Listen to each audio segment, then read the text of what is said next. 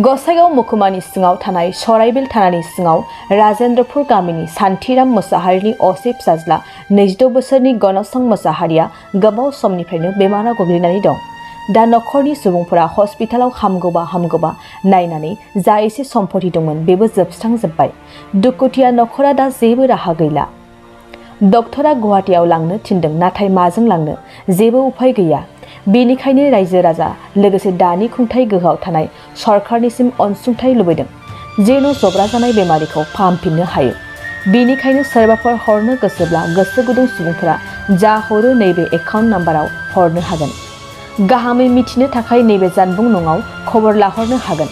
Mobile नं 7838098801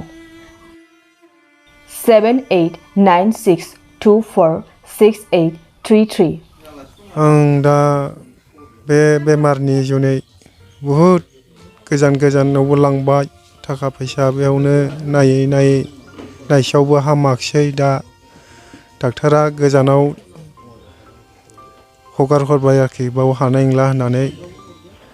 आं बेनिखायनो दा बबेयाव माजों लांबावगोन गोजानाव। आखाइयाव सिगाङाव नायै नायजोबनानै थाखा फैसा आखाइयाव गैयैलाय दा सरखारनिफ्राय एसे एनै आङो साहाय्यफोर लुबैदों आरो। ओरैनो बेमारा बेसे गोबाव जाखोमोन? ओरैनो डिसेम्बरनिफ्राय स्टार्ट जादों बेनि बेमारा। बिथांखौ मा हस्पिटालाव लांनाय जाखो? बेखौ कचबिहाराव नायहैबाय। कचबिहारावबो नायनानै बावबो लाखियाखिसै। दा डक्टरनि रिपर्टआव मा फोरमायदों?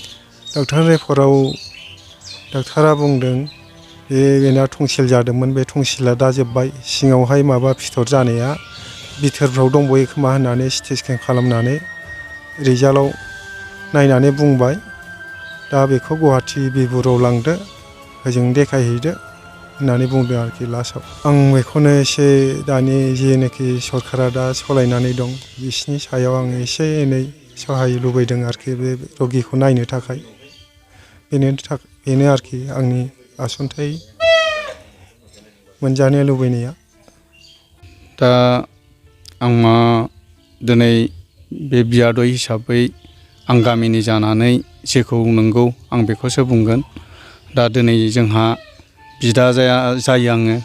दा बिदा हिसाबै दा बे बियादै हिसाबैहाय बियादैनि थाखाय जोंना बिदाया फाहामा नङा फाहामबाय।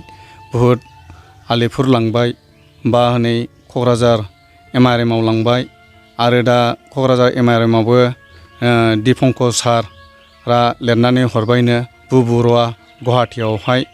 दा बिनि थाखाय बिफाया बुंनायलाय राहा गोथे जानायखाय आङो एसे एनै दानि सरखारनि थाखाय अनसुंथाइ मोनोब्ला गथ'खौ फाहामनो एसे राहा जागौमोन।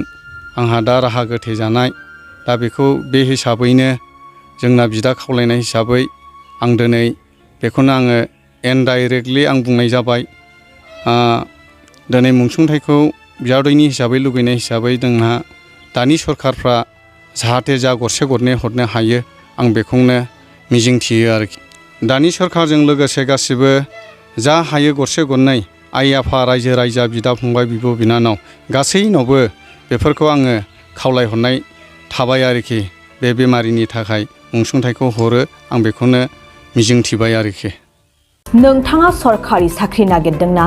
नोंथांनि थाखाय मोनसे गोजोनथाव खौरां।